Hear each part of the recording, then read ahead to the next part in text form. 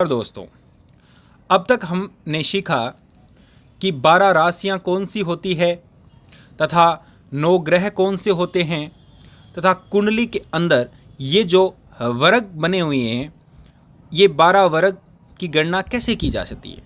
जैसे प्रथम घर कुंडली के अंदर, इसको प्रथम घर कहा जाता है, इसको द्वितीय घर कहा जाता है।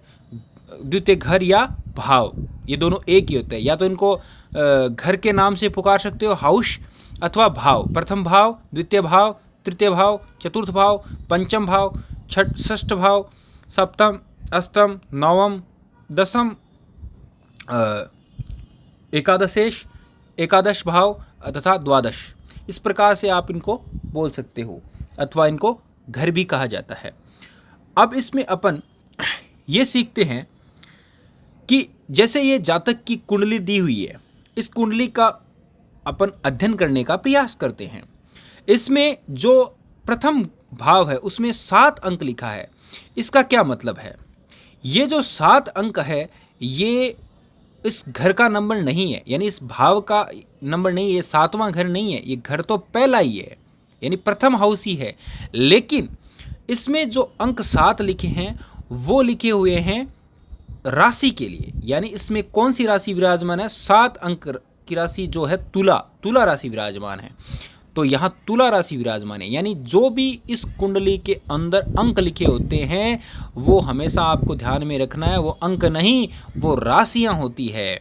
वो अंक राशियों के प्रतिनिधि के रूप में यहाँ कुंडली में विराजमान रहते हैं। जैसे यहाँ पे 1 अंक लिखा है तो इसका मतलब क्या है? ये घर तो सप्तम ही है, 7वां घर ही है, लेकिन यहाँ 1 अंक का मतलब है यहाँ मेष राशि विराजमान है। तो दोस्तों, अब हम दूसरी चीज़, यहाँ एक प्रथम भाव में लग्न भी लिखा हुआ है। कुंडली में हमेशा जो प्रथम भाव होता है उसे लग्न भाव भी कहा जाता है, यानी इस भाव को लग्न भाव कहा जाएगा। अब आगे अपन ये चीज़ देखते हैं कि ये जो भाव है वो किस किस से संबंधित होते हैं। मैं अभी आपको संक्षेप में ये बताऊंगा, आगे इसकी अपन विस्तृत चर्चा हर भाव के ऊपर करेंगे। जैसे प्रथम भाव को जब देखा जाता है तो ये देखा जाता है व्यक्ति के शारीरिक संरचना के लिए, स्वभाव के लिए, इन चीज़ों के लिए प्रथम भाव देखा जाता है। द्वितीय भाव को ज़्यादातर धन भाव ही कहा जाता है। इसको व्यक्ति के धन कमाने के लिए देखा जाता है कि कितना धन कमाएगा। फिर ये तृतीय भाव है वो पराक्रम के लिए होता है, इस भाई के लिए होता है। तो इन चीज़ों के लिए तृतीय भाव को, चतुर्थ भाव को माता, भूमि, मकान, संपत्ति आदि सुख को देखने के लिए जाता है। पंचम भाव को हमेशा विद्या के लिए देखा जाता है, कंपटीशन के लिए देखा जाता है।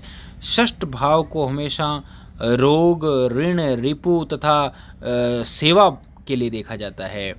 और 7वें भाव को जीवन साथी और जीवन साथी के अलावा व्यापार के लिए भी इसे देखा जाता है। 8वें भाव को मृत्यु तथा आयु के लिए देखा जाता है। और 9वें भाव भाग्य के लिए, 10वां भाव कर्म के लिए, 11वां भाव धन भाव कहलाता है और 12वां भाव व्यय भाव कहलाता है। तो इसी क्रम में अब हमें कुंडली को देखने के लिए कुछ शब्दार्थ पता होने चाहिए।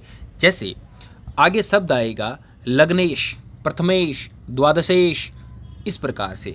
इसका मतलब ये होता है कि जो लग्न भाव का ईश है उसे ही लग्नेश कहा जाता है, जो प्रथम भाव का ईश है उसे ही प्रथमेश कहा जाता है।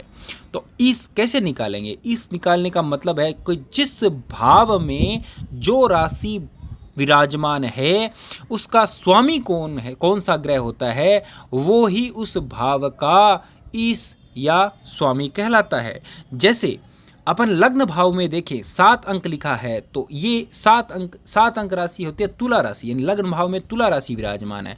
और तुला राशि का जो स्वामी ग्रह है, यहाँ नीचे शब ग्रह के आगे लिखा हुआ है कौन सी राशि का स्वामी है। जैसे तुला राशि का स्वामी यहाँ दिखा हुआ है शुक्र है, तो शुक्र तुला राशि का स्वामी होने के कारण यहाँ पे प्रथमेश या लग्नेश, यानी इस भाव का जो ईश है वो हो गया शुक्र। तो दोस्तों यह आपको बात समझ में आ गई होगी, अन्यथा आप कमेंट में आप मेरे से इसमें कोई कन्फ्यूजन हो तो पूछ सकते हैं। तो इसी प्रकार आपको हर राशि के स्वामी याद रखने होंगे। जैसे सूर्य सिंह राशि का स्वामी है, शनि मकर तथा कुंभ राशि का स्वामी है, गुरु धनु तथा मीन राशि का स्वामी है, बुध मिथुन तथा कन्या राशि का स्वामी है, शुक्र वृष तथा तुला राशि का स्वामी है, चंद्रमा कर्क राशि का स्वामी है, मंगल वृश्चिक तथा मेष राशि का स्वामी है। तो इस प्रकार से द्वितीय भाव में अपन देखते हैं, तो अगर आपको पूछ ले धनेश कौन है, द्वितीय भाव को धन भाव भी कहा जाता है, तो इसलिए इसको द्वितेश अथवा धनेश दोनों एक ही होते हैं। धनेश का मतलब है धन भाव का स्वामी और द्वितेश का मतलब है द्वितीय भाव का स्वामी। तो इसमें 8 अंक लिखा हुआ है, यानी 8वीं राशि कौन सी होती है, वृश्चिक राशि। और वृश्चिक राशि का स्वामी कौन सा होता है, वृश्चिक राशि का स्वामी हमेशा दोस्तों मंगल होता है। अतः इस जातक की कुंडली में, इस कुंडली में धनेश कौन है, इस कुंडली में धनेश हमेशा कौन है, मंगल है। मंगल इस कुंडली में धनेश ग्रह है या द्वितेश है। इस प्रकार से आपको हर भाव के स्वामी के बारे में जानकारी होनी चाहिए। यानी द्वितीय भाव के स्वामी को धनेश कहा जाता है, तृतीय भाव के स्वामी को प्राक्रमेश या तृतेश कहा जाता है। इसी प्रकार नवम भाव के स्वामी को नवमेश अथवा भाग्येश भी कहा जाता है। दसम भाव के स्वामी को दशमेश या कर्मेश भी कहा जाता है। इसके स्वामी को एकादश भाव के स्वामी को एकादशेश अथवा इसे लाभेश भी कहा जाता है, क्योंकि ये लाभ भाव होता है इसलिए लाभेश भी कहा जाता है। और इसी प्रकार द्वादश भाव के स्वामी को द्वादशेश अथवा वयेश भी कहा जाता है, क्योंकि ये व्यय भाव का स्वामी होता है। धन्यवाद दोस्तों।